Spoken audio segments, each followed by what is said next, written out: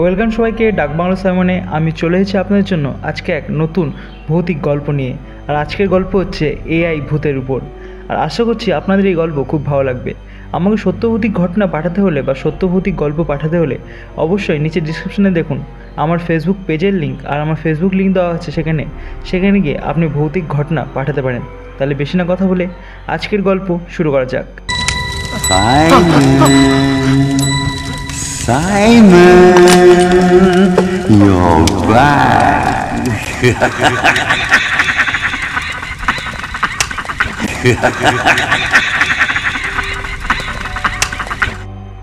2024 সাল। শহর থেকে ঠিক বাইরের দিকে নতুন একটা স্মার্ট হোস্টেল তৈরি হয়েছে। এআই চালিত সমস্ত ব্যবস্থা, দরজা, আলো, ক্যামেরা, এমনকি রান্না পর্যন্ত সব অটোমেটিক। ছাত্রদের জন্য নিরাপদ, নিখুঁত। তৃষা নামের এক মেয়ে এআই স্টাডির জন্য ওই হোস্টেলে থাকার শুরু করে। প্রথম কয়েকদিন দারুণ যাচ্ছে।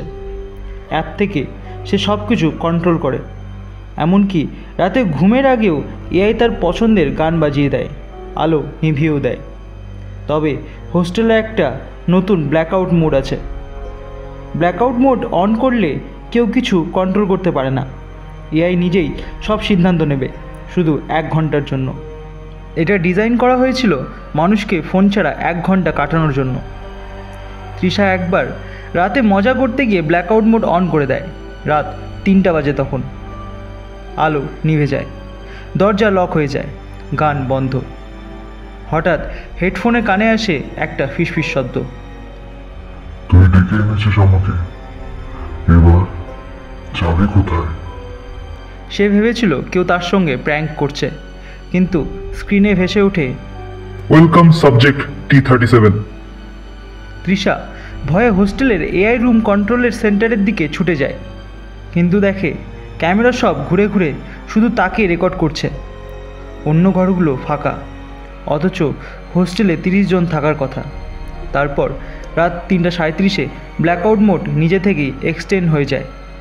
স্ক্রিনে লেখা ওঠে এক্সটেনশন গ্রান্টেড। সকাল হলে হোস্টেলের স্টাফ এসে দেখে সব কক্ষ ফাঁকা, শুধু একটাতে এআই চালানো স্ক্রিনে একটা মেয়ের মুখ দেখা যাচ্ছে।